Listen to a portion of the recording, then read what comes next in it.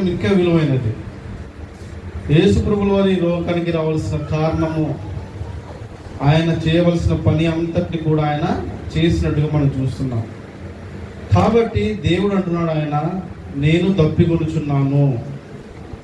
ఆయన సిలువలో ఉన్నాడు, ఆయన అనేకమైన కొరడ దెబ్బలు తిన్నాడు, ఆయన అనేకమైన వీపుల మీద ఆయన అనేకమైన తన్నులు తిన్నారు, గంతులు కట్టారు, అనేకమైన చిత్రహింసలు పెట్టారు. అలాగే ముళ్ళ కిరీటము వల్లి ఆయన తల మీద పెట్టారు. ఇవంతా జరగడానికి కారణం ఏంటంటే, కొంతమంది సిలువ వేసే ముందు కుర్రాళ్ళతో కొడతారు, కొంతమందిని కొట్టారు అన్నాడు. కానీ యేసు ప్రభుల వారిని కొట్టడానికి గల కారణం ఏంటంటే, పిలాతు భార్య ఏం చేస్తుందంటే, ఆమె ప్రార్థన చేస్తున్నప్పుడు ఒక కళ వస్తుంది. అయ్యో, ఆయన నీతిమంతుడు, ఆయన నువ్వు అప్పగించొద్దు, ఆయన విషయంలో జాగ్రత్తగా ఉండాలని చెప్పేసి. అప్పుడు పిలాతు భయపడతాడు, ఏం తీర్పు చెప్పాలి అని చెప్పేసి. అప్పుడు ప్రజలందరికీ ఒకవేళ ఈయనని కొడితే కొంచెం కోపం తగ్గుతుందేమో అని చెప్పేసి ఏం చేశారంటే, మొదటిగా యేసు ప్రభుని తీసుకువెళ్ళి మీరు కొట్టండి అని చెప్పేసి యూదుల వాళ్ళకు, రోమిలకు అప్పగిస్తారు. వాళ్ళందరూ కూడా కొట్టిన తర్వాత కొంతమందికి మనకి జాలి వస్తుంది కదమ్మా. మన పిల్లోని ఎవరైనా కొట్టినాడు అనుకోండి, మన పిల్లోడు అన్నాడు, అమ్మ తిరిగించి మనం కొట్టేంతవరకు నాకు కోపం తగ్గదు. చిన్న పిల్లోడే అంతే, వాడిని కొట్టాడు తిరిగించి వాడిని కొట్టేంతవరకు అమ్మ వాడు కొట్టాలా కొట్టాలా కొట్టాలా అంటాడు. అదేవిధంగా యేసు ప్రభు మీద ఈ ప్రజలు కోపంగా ఉన్నారేమో, ఆవేశం ఉందేమో అని చెప్పేసి ఆ పిలాతు ఏం చేశాడంటే, యేసు ప్రభుల వారిని చిత్రహింసలు పెట్టారు. కొరడాలతో ఆయన 39 కొరడ దెబ్బలు కొట్టారు, ముళ్ళ కిరీటం అల్లారు, అలాగే ఆయన అవమానించారు, గుద్దారు, అరచేతితో కొట్టారంట. ఒక వ్యక్తి కోపంతో కొడితే ఎట్లుంటుందో ఒకసారి నేను చూసినా. ఆటో వేసుకుంటూ వెళ్తున్నప్పుడు ఒకసారి అనుకోకుండా స్లిప్ అయి వేరే బైక్ ఆయన తాకింది. చెప్పినాను ఒకసారి, ఆయన కొడితే 2 రోజుల వరకు నాకు నొప్పి తగ్గలే. ఒక్క ఏటు కొడితే 2 రోజుల వరకు నాకు పండుగ నొప్పి తగ్గలే. అంత ఉంటుంది కోపం మనిషికి. వాళ్ళు సైనికులు బలంగా ఉంటారు, వాళ్ళు కొడితే ఏట్లు అట్టిగా ఉండవండి. ఆయన ఎందుకు అవసరం అవన్నీ కూడా, కానీ ఆయన మన కొరకు వాటిని అనుభవించాడు. ఆయన ముఖం మీద ఉమ్మి వేశారంట. ఆయన ఏం చేశాడు, తుడుచుకుని మౌనంగా ఉన్నాడు.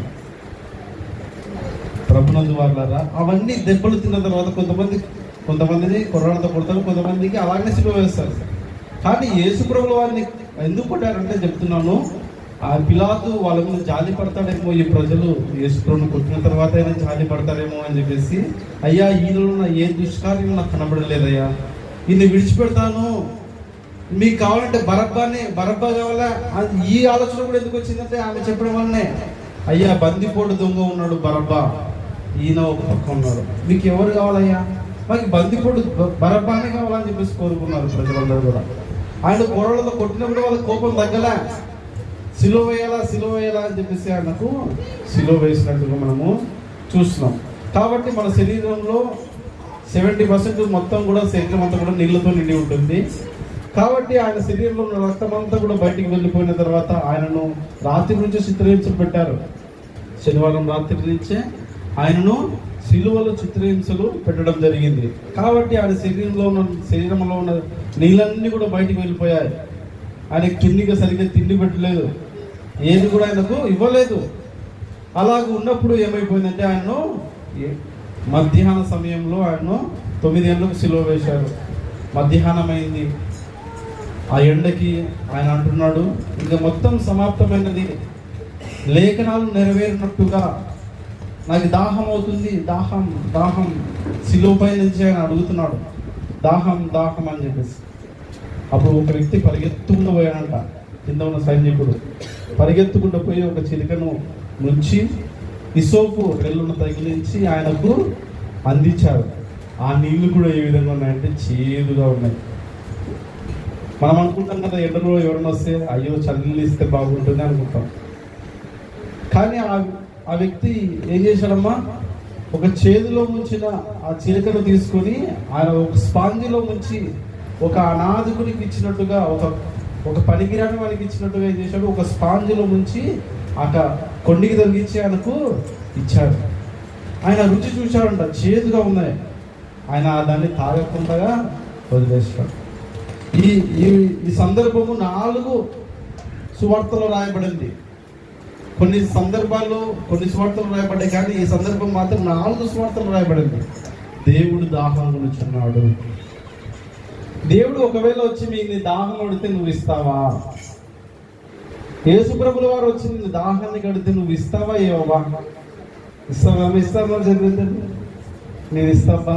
యేసు ప్రభులు వస్తే అయ్యా చల్ల నీళ్ళు ఇస్తాయా నీకు? అయితే కుండలో నుంచి కొత్త కుండ తెచ్చి నీళ్ళు ఇస్తానయ్యా, లేదా ఫ్రిడ్జ్లో పెట్టి ఇస్తానయ్యా. కాబట్టి మనం దేవుడు అడుగుతున్నాడు అక్కడ, నాకు దాహం అని. వెంటనే ఏం చేశారు? వాళ్ళు చేరికలో ముంచిన దాన్ని ఇచ్చారు. ఆయన త్రాగలేదంట. దాని రుచి చూసి ఆయన తాగలేకపోయాడు. ఈనాడు నా జీవితాలు ఏ విధంగా ఉన్నాయి? దేవునికి ఇష్టానుసారంగా ఉన్నాయా? అవి వ్యతిరేకంగా ఉన్నాయి. లేఖనాలు నెరవేరినట్టుగా అంటే కీర్తనలు 69:21 ఉంటుంది. వారు నాకు చేదులు ఆహారంలో పెట్టింది, చేదు నీళ్ళను చిరకను నాకు త్రాగనిచ్చిరి అని చెప్పేసి. అలాగే అనేకమైన సందర్భాల్లో కీర్తన 23-24 కూడా ఉంటుంది.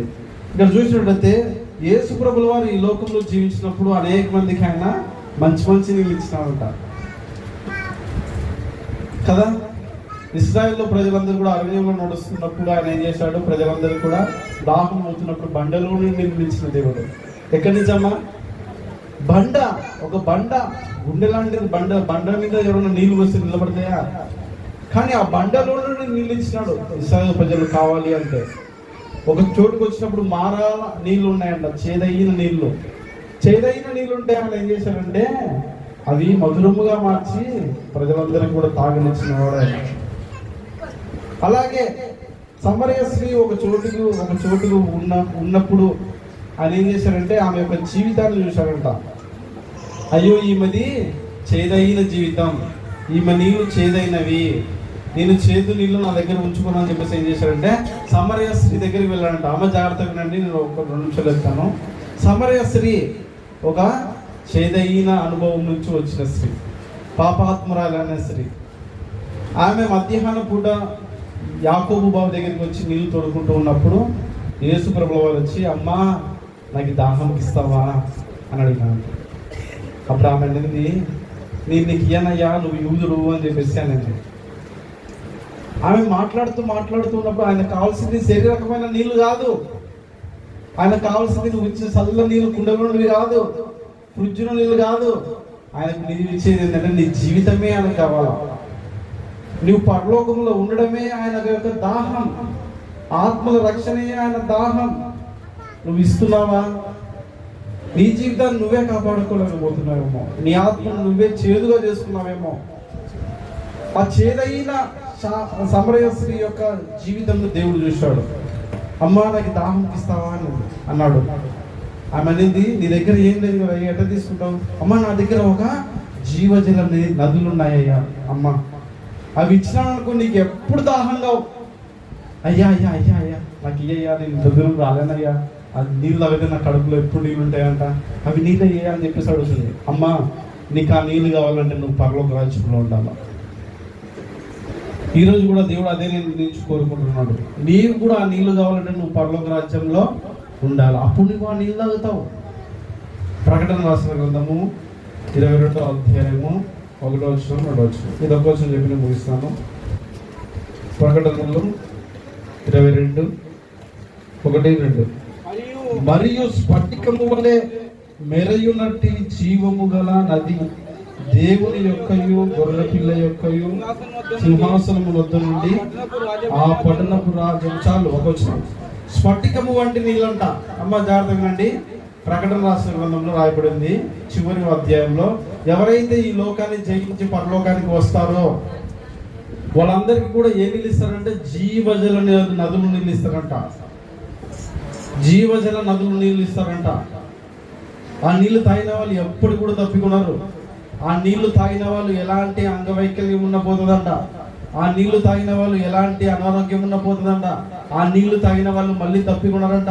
అక్కడ సూర్యుడు అవసరం లేదు, చంద్రుడు అవసరం లేదు, ఆహారం అవసరం లేదు, తినడానికి నీళ్ళు అవసరం లేదు, తాగడానికి ఇవేమి కూడా అవసరం లే. నిత్యము కూడా మన కడుపులో జీవజల నదులు ఆయన ఉంచుతాడంట. ఆకాశంలో పరలోకంలో యోహాను కలగంటున్నాడు, స్ఫటికము వలె మెరయునట్టి జీవజల నదులు యేసు ప్రభు యొక్క గొర్రెపిల్ల యొక్క కాలువల మధ్య పారుతూ ఉన్నాయంట. దాని పక్కన అవతల ఒక వృక్షం, యువతల ఒక వృక్షాలు, అవన్నీ కూడా మొలుస్తూ ఉన్నాయంట. ప్రతి నెల మొలుస్తూ ప్రతి నెల పండ్లు ఇస్తున్నాయంట. ఆ పండ్లు తిన్నవాళ్ళు ఎన్నడూ కూడా ఆకలి ఉన్నారు. ఆ పండ్లు ఆ నీళ్లు తాగిన వారు ఎన్నడూ కూడా తప్పికున్నారు. రెండో చూడండి, ఆ పట్టణపు రాజ వీధులను మధ్యను ప్రవహించుటను ఆ దూత నాకు చూపెను. ఆ నది యొక్క ఆవలను ఈవలను జీవ వృక్షం ఉండెను. అది నెల నెల ఫలించుచు 12 కాపులు కాయును. ఆ వృక్ష ఫలము యొక్క ఆకులు జనములను స్వస్థపరచుటకై వినియోగించును. ఇక మీదట శాపగ్రస్తమైనది ఏది అందులో ఉండదు.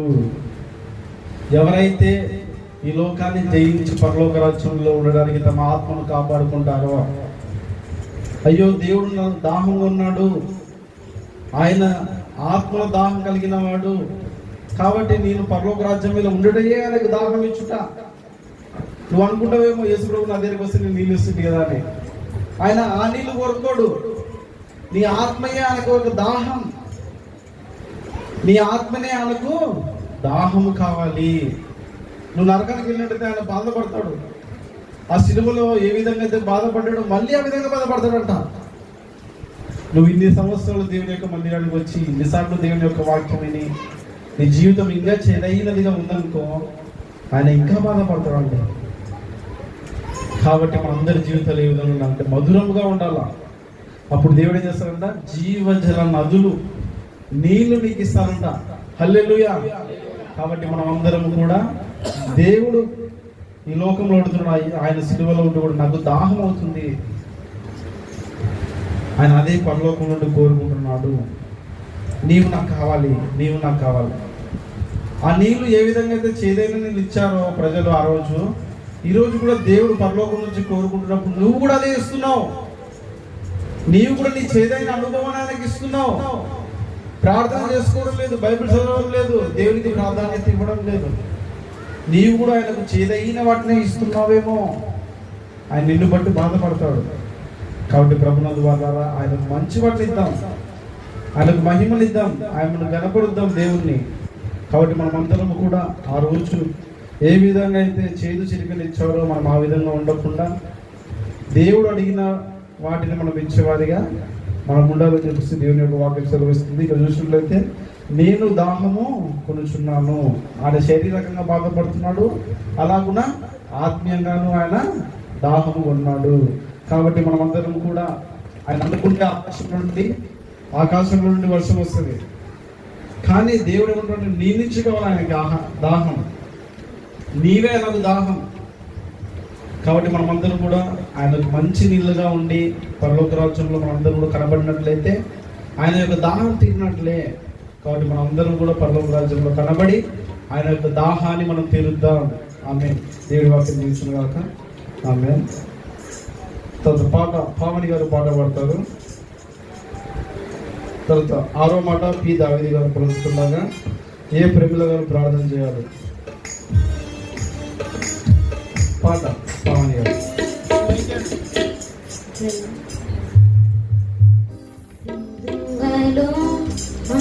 సింధువలో